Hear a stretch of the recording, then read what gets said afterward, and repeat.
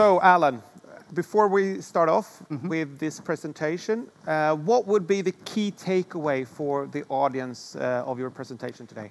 I think the key thing I'd like to get across is that what we're talking about today, GDPR, it's relevant for the whole ecosystem, not just publishers, and which it seems to be the conversation at the moment is publishers. And also I'll follow on from Tom, it's about trust as well. Good. Thank you. Thank you. Good afternoon. My name is Allan Tinkler. I'm the Publishing Development Director at Quantcast. What you'll notice is missing from up there is I am not a GDPR consultant. I'm not a GDPR specialist. I don't work in the legal team, and I'm not a lawyer. But what I have done is I've got about 20 years working in publishing, and over the last year, I've been very much focused at Quantcast, working with publishers and advertisers to get them to understand GDPR and the challenges that they face and how we can help.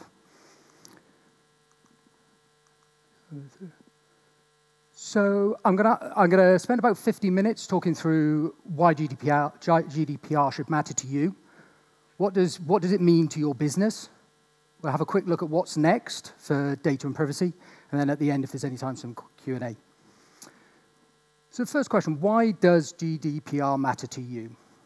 I think the way to rephrase this question is, do you care about your users' data or your customers' data? And therefore, do you care about your users? Because I challenge anybody here to disagree with this one, that consumers, us as the public, we have the right to privacy.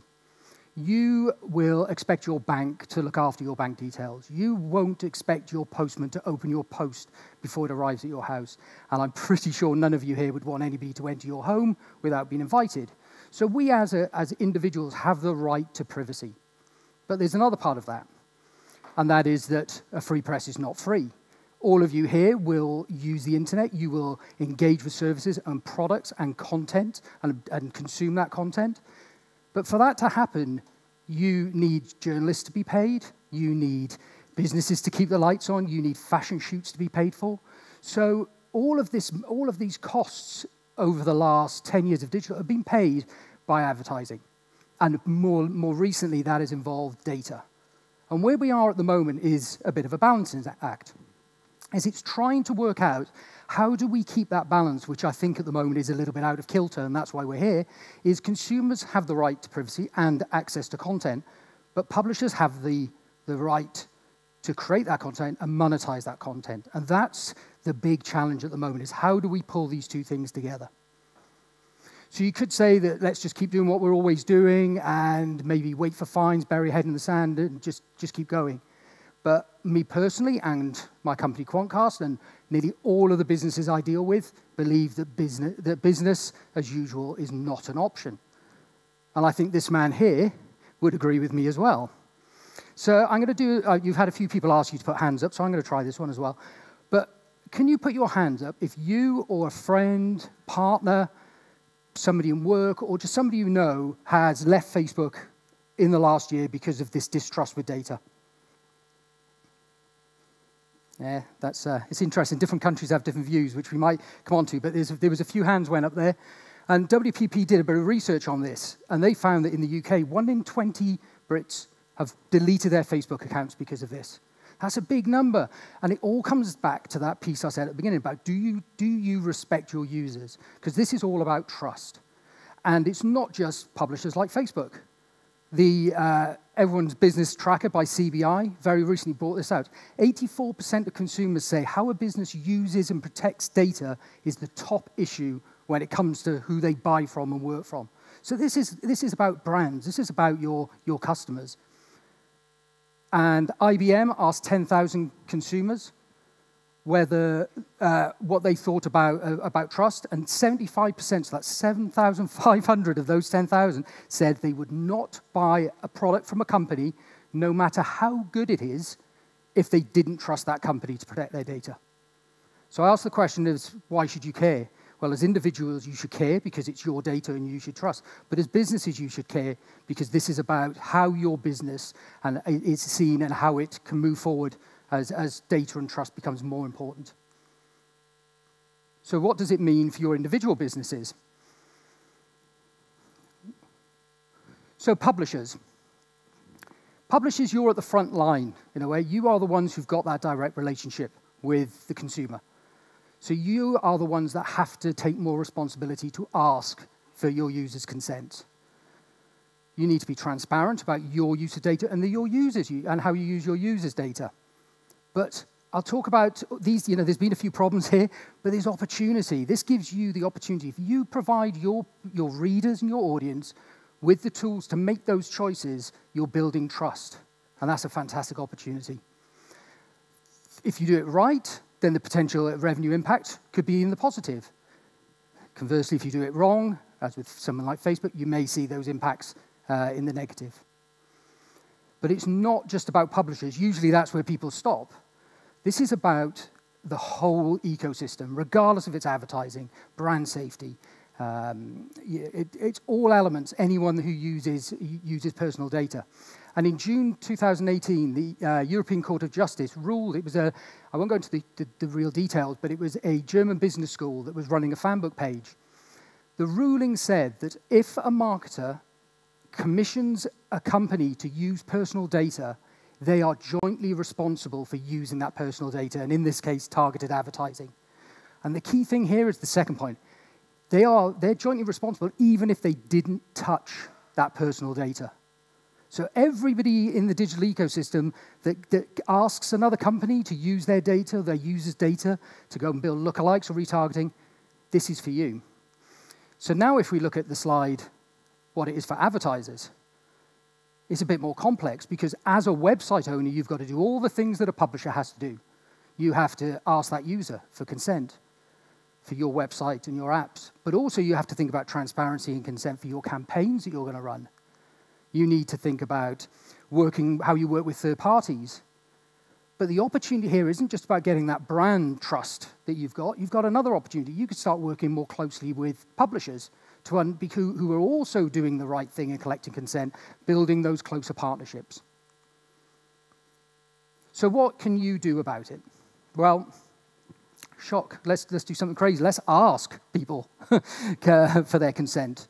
As you can see from this slide here, this is coming from Quantcast Choice, which is our CMP, where we asked, this is the percentage of people over the last 30 days that said yes to using personal data when visiting a site.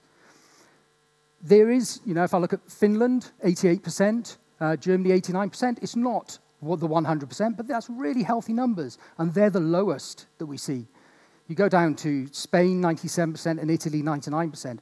So if you ask people in a transparent way and given them the choice, they mainly say yes. So which countries, though, are asking for this consent? So now I'm looking at the bid stream impressions that we see coming through to Quantcast and looking at the percentage of IAB signal present.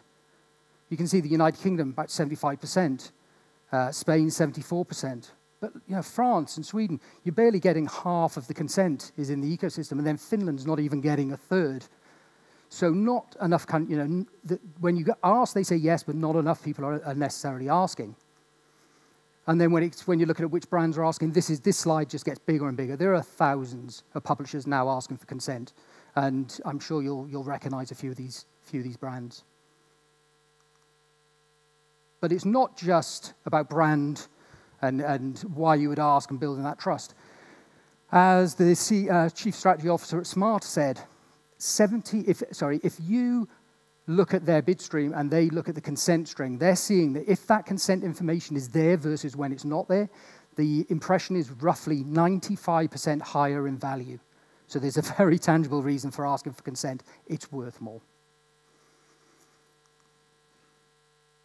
So all those things are there. You can ask, and you can normally get yes, but how do you ask? And this is where I'm really kind of pleased to be, and in a way proud to be on the stage with the IAB, because the work they have done to pull together vendors, advertisers, publishers, and agencies to make a framework that helps solve this is fantastic.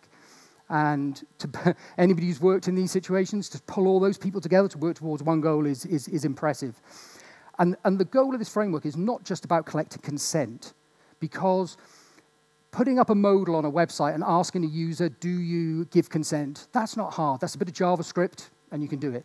The real challenge is then passing that consent to all of the people that you work with in the ecosystem. And that's where the framework comes in. So I'll talk a little bit in more depth. So to be able to pass that consent across the ecosystem, you all need to speak the same language. So we need a standard, and that's what the IAB framework brings.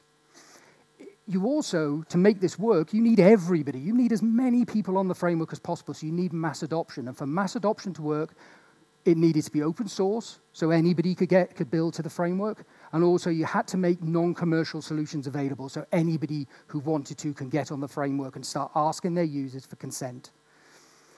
The people who are asking that consent need a modal or a way to ask, so those websites need a tool that works for them. But it also needed to be flexible, so it needed to be built in a way that you could put your logo on there, you could change the tone of voice, you could find a certain place on the site it would look best, so it needed to be flexible. But ultimately, with all of this, is all great, but without it being a pro-consumer tool to allow them to make the choices, there'd be no point having it. And the people who are involved in that, I just mentioned the consumers. If they weren't there, then we wouldn't need it. So you need consumers, website owners. That's both advertising and traditional publishers. You need to be involved because you've got that direct relationship to ask the user for consent.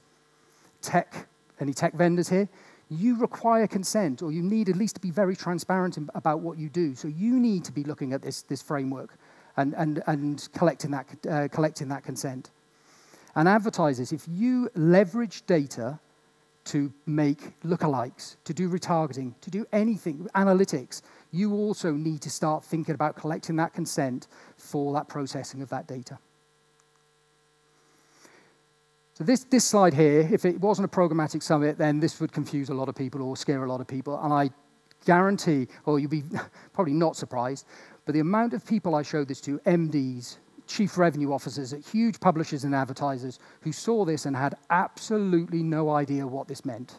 They had no idea that this was just a snapshot of the ecosystem that the programmatic ecosystem worked in. So I'll talk you through the basic framework. You've got in blue here is the publisher, and they've got a CMP, which is asking that very happy user to give their consent. And it's a very simple consent mechanism. It's if you give consent, it's a yes, it's a 1, so it's binary, and in this case, I've labeled them as green. If it's a no, then it's a 0 in the consent string, and in this case, it's red. So that consent string is then distributed, and it can be done through APIs, it can be done through header tags, RTB protocol. There's many ways to distribute it out to all of the vendors that need that consent. And the beauty of this as well is it's fully audited. So at every stage that the user makes that choice, it's recorded, and at any time, if you get asked by one of your users to look at the consent, you can find the record of consent. So just in this case, everybody who's got a red, they can still bid on impressions, but they can't use data. So you can still have contextual advertising in this space. But when it's green, you're allowed to use personal data.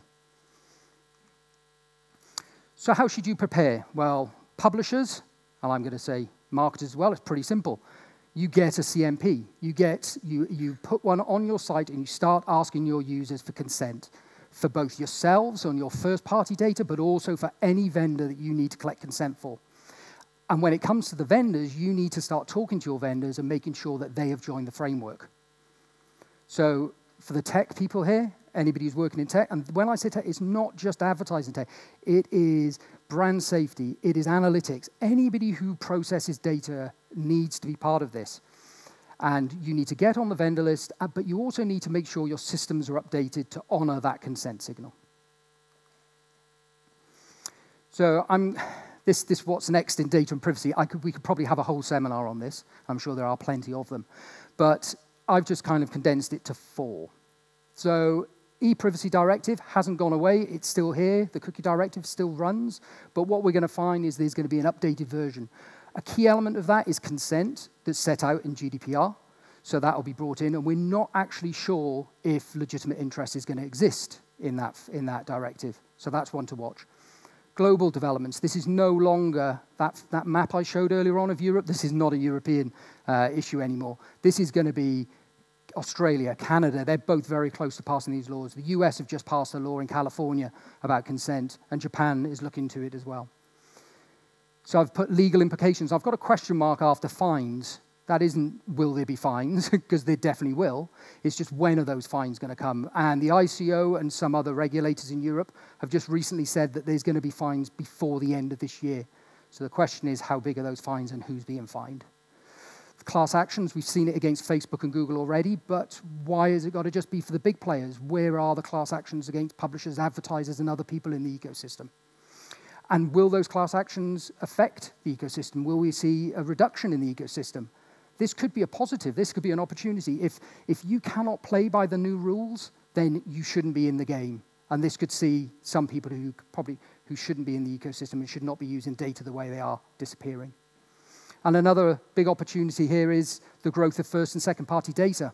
I think there's going to be some presentations later on from publishers who've already started to work directly with advertisers or through agencies to understand how your data can come together. If you've got consented data and your advertisers or other partners have got consented data, it makes very powerful alliances to be able to pull it together. So I'd leave with 2 points. And that's to think about, how can you protect your users' data? But probably more important is, how can you protect your users' trust? Thank you very much.